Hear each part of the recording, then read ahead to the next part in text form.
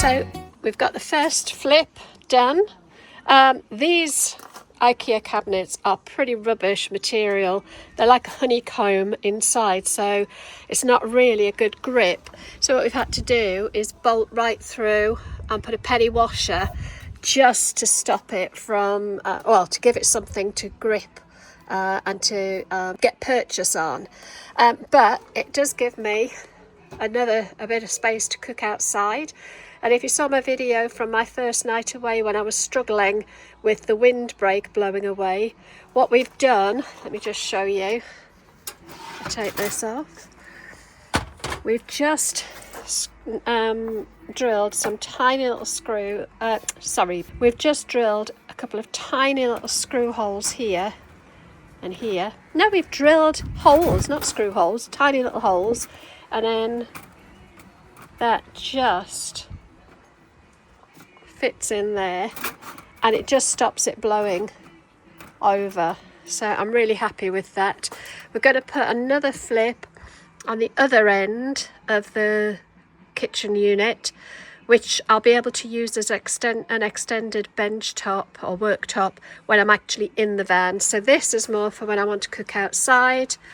That one on the other side is for when I want a bit of extra worktop space inside.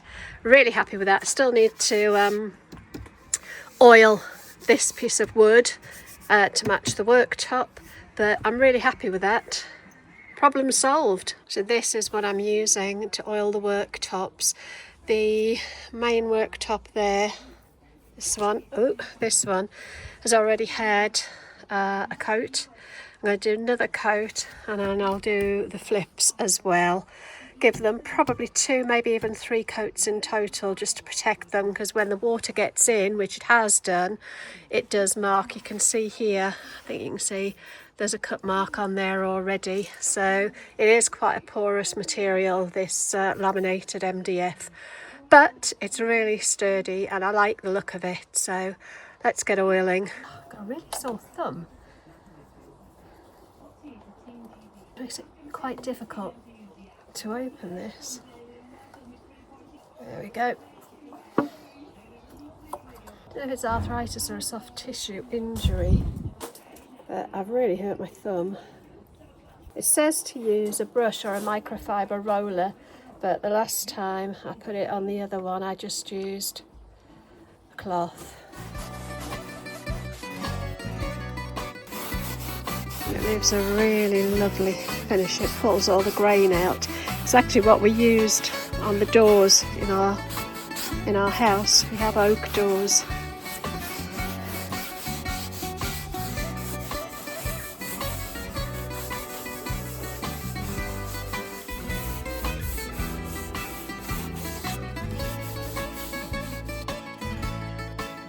There we go, there's the table flip and the bench worktop all oiled again. It hasn't completely got rid of that mark, but it certainly helped a lot. Happy with that. Just got to get the other one done on the other end, but we're going to call it a night because it's getting a little bit late.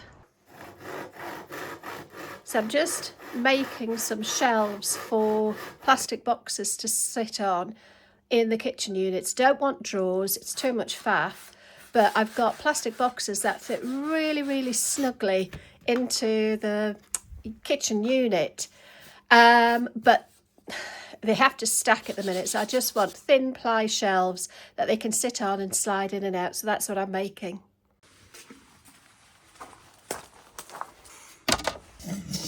Obviously I've got to put the brackets underneath, or the blocks underneath for the shelf to rest on, but I'm really chuffed. I never get my dimensions right and that fits snug as a bug.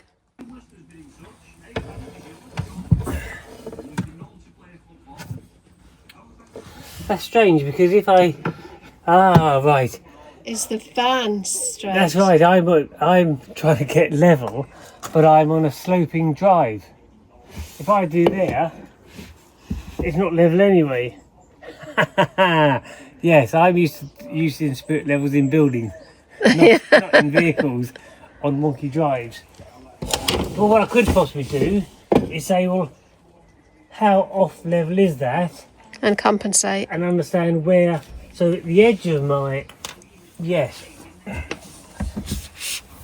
the centre of my bubble is actually on here, there. And even that rocks, look. Anyway, let's say the centre of my bubble is actually there, and the end of my bubble is there. Okay, so if I do that, I've fallen foul of this before on something, and it took me a while to realise. I thought, why is nothing here? Oh, it was in the other van actually, yeah. and I was putting shelves in, and I got the shelves all level with the spirit level.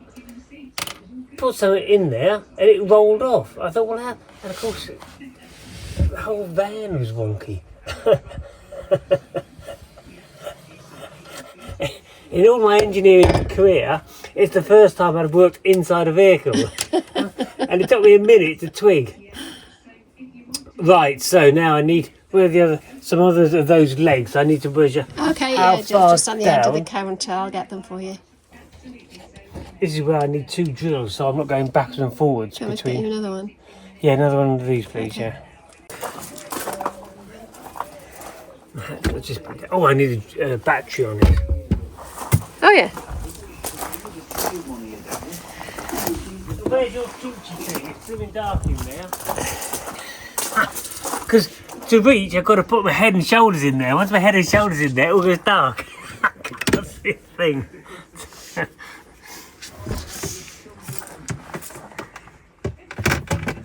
That's the thing about having a dense head. It cuts out all the light. That is now the...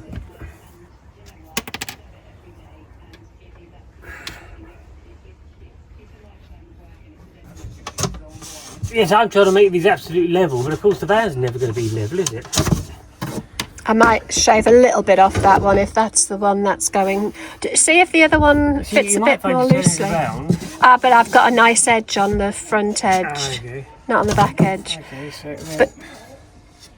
But the other shelf might be slightly. That is the top, or that is the top? Well, that the other one is the so top, that is the ideally. top. So I might just sand a little bit off the edge. It's a snug fit, but it might be that it's just a bit too snug, because that's the one that's going to have to come in and out. But the other shelf might fit better, you see. You need to sand it quite harshly between those 2 points and those 2 points in between. You might find it a better fit. Okay, I'll give that a go. And I'll just drill these holes Okay. while we're doing this. Right, so I'm really happy with that. They're a nice snug fit. So if I just come in and show you behind the curtain here, flick that out the way. So what I've done, I've got these plastic boxes that just came from IKEA. They were a set of 3 big ones, 2 medium-sized ones and 3 small ones, I think it was, and they fit really snug. So once they're in, they basically don't move that much. So I've got one there just for kitchen bits and bobs. The bottom one is going to be for food, so tins and things that I might want to take with me as sort of emergency stuff. To get to the bottom one, I do have to take this drawer and the shelf out, so I don't want to put stuff in there that I'm going to be accessing regularly. And then the top drawer, I've put my cups and plates and bowls, and I've also got this one which is my cutlery and utensils, but it just lifts out dead easily. So I've got a bit of a cutlery drawer there, and the reason I like it rather than drawers is it gives me flexibility. It's very light, keeps the weight down, and it's easy to access from behind the curtain. Even when I've got the bed in, I'll still be able to get access to what's in there, so I'm really happy with that. Some of the other things that I've done just recently, let me just pull that across and I'll go around the other side and show you. I've just put a bungee across here to stop things falling out, literally just a zigzag bungee, and the same in here. I've just put a bungee across the bottom there to stop things moving around. To be honest, they don't move around that much when I'm driving, but it's good to have that extra layer of reassurance that they're not going to fly out. So you've just given me a brilliant tip. Tell it to the people, because I'm sure loads of people know this, but I had no idea. I'm sure lots of people know this. So your standard wood saw, the handle has this shape, and that's for a specific reason. That is 90 degrees to here, and that's 45 degrees. So if you ever want to mark out, you can put that there, and there's your 90 degree line. Or if you want to cut out a chamfer, you can put it like that, and there's a 45 degree chamfer. That is so your good. saw can be used for marking out. That's brilliant if you haven't got a set square. Yeah. Fabulous. All these little tips. So to see how accurate it is, if I put it halfway down, so I do a dot there and a dot there, and then turn it over. Having said that, this edge isn't necessarily straight. Isn't necessarily straight. So if I put that dot there and a dot here, it is showing me slightly out, but that could be the edge of the wood. The edge of the wood, yeah. Because I'm not sure that's particularly good. But there we go. Yes. What a brilliant trick, though. Love it. I forget. I go looking for a set square, and I forget I've got one in my hand. So basically, the last finishing touch for the kitchen is to use the cutout that we cut from the worktop to make the space for the sink to pop in. I'm asking Mark to make for me a fill-in, like an extra bit of worktop that'll cover the sink, and I can flip it over and use it either as a chopping board or a trivet to put hot pans and things on. So at the minute it's too big to plug into the hole where the sink was, and I think you're going to try and use the jigsaw at an angle, aren't you? Yes, to get a sort of an angled edge. The basin curves in and isn't, and then it's got a bit of an angle chamfer to it. So I've got to try and. It's all a bit of guesswork, really, because the edge of the sink is radius, and then the tape is an unknown radius. I think we just got to have a go. Use a bit of creativity, judicious guesswork. So if I'm coming around there, I need to tilt that a bit like that. So that's got to tilt a bit that way. So there's an Allen key here, and I can loosen this and get the foot or base plate at a slight angle.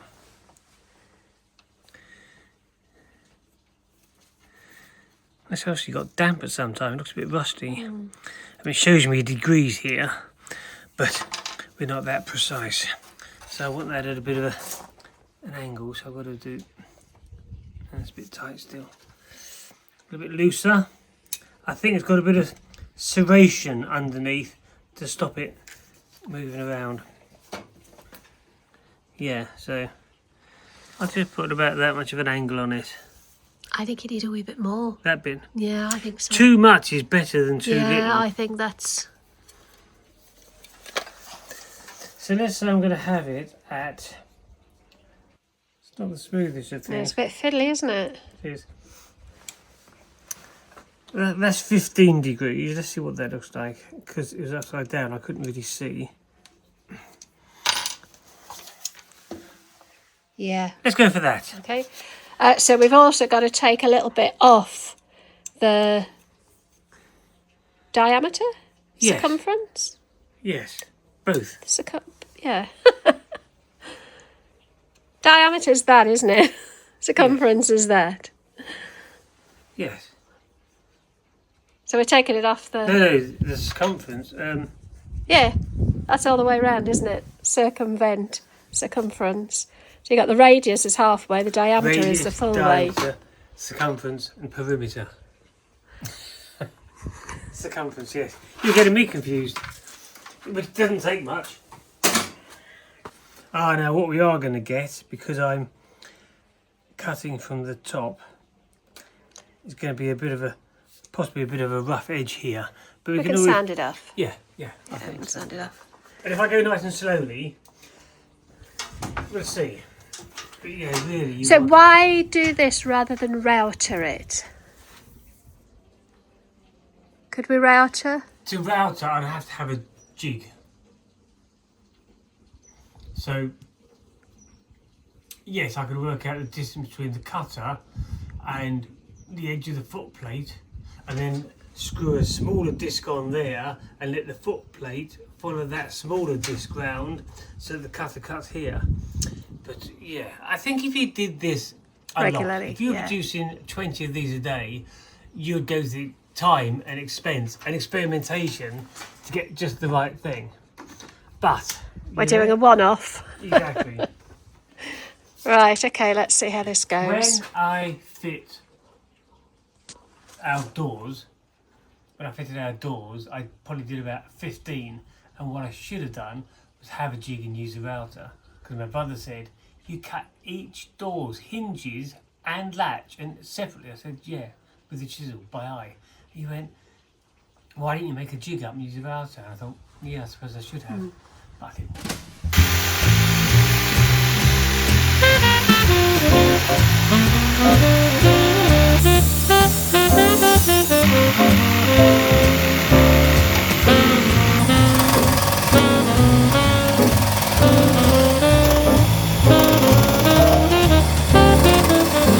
Mark's got the disc fitted into the sink really nicely. Got a bit of an angle so it sits flush with the top of the sink. We were going to put a little hole, sort of a half circle, half moon hole to get my finger in to lift it up. But actually, if you push on one side, it does flip, which is perfect. But we're just going around at the minute with some clear silicone sealant, just to give it a little bit of tackiness to stop it wobbling, and also to seal the edges, because obviously it's going in and out of a sink that could potentially be damp. You've done a brilliant job of it, Mark. It did tend to flip as a disc, didn't it? We put it in the sink and it had a tendency to flip. Yeah. So we're hoping that this silicone sealant Just give will it a give bit of little grip. a rubberized sort of texture that'll help it grip the stainless steel of the basin and stop it flipping quite so much. So Mark went around it with the angle on the jigsaw and finished it off using the linisher with quite a high, was it about 120 grit? I think it might have even been 80. Just to sort of get the angle a little bit more consistent around. That's a good word, thank you. Because what we found was, as we were jigsawing it with the blade of the jigsaw set at an angle, it was trying to push the blade away, and of course the blade is flexible, so you're going at that angle and it'd flex it out or whatever, and we weren't getting the angle we wanted. So actually going around with the linisher, just by eye, just holding it at the angle and being consistent, and we've got a consistent bevel on there. Yeah, really pleased with that. Just by eye. It's very difficult to...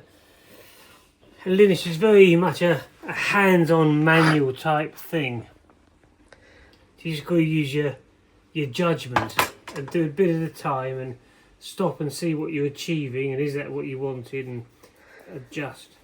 What I sometimes find useful is, if I'm going to linish this surface, is put a pencil lines down, and when you linish and you can't see, take it off and you can see if you're taking that edge of the pencil off or this edge, so you can see if your angle is correct. Yeah, I heard a tip about if you were sanding a tabletop or something like that and you're not sure where you've sanded, to just get a pencil and lightly draw a snake sort of line right across the top, and then you know when the pencil's gone, you've sanded that bit. Yes, if I'm fitting doors and I've got a plane all the way down the edge of the door, I'll do a squiggly pencil all the way down the edge, because sometimes it's so easy to be planing and just be a couple of degrees off, and that pencil will show you that you're planing more one side than the other. All these little hints and tips, they're so useful. Well, I find them really useful as somebody who doesn't really know much. So there you go. That's my sink infill, which is also going to be my chopping board. I just push it down. There we go. I just push it down one side, lift up the other, turn it over, and I've got a chopping board or a trivet. Drop that back in. Perfect. How good does that look? Also solved the problem for my bin, so it fits nicely on the flip, on the outside flip. Now obviously it can't stay there if I'm outside and I've got the flip up, but I can get to that from inside the van, so it gives me a little bit of a litter, you know, waste bin inside. And if I need to, I can pop it on the other flip, the other side, because I've got one the other side now. But just a couple of hooks that we had lying in the shed. I think these were curtain tie-back hooks from years ago.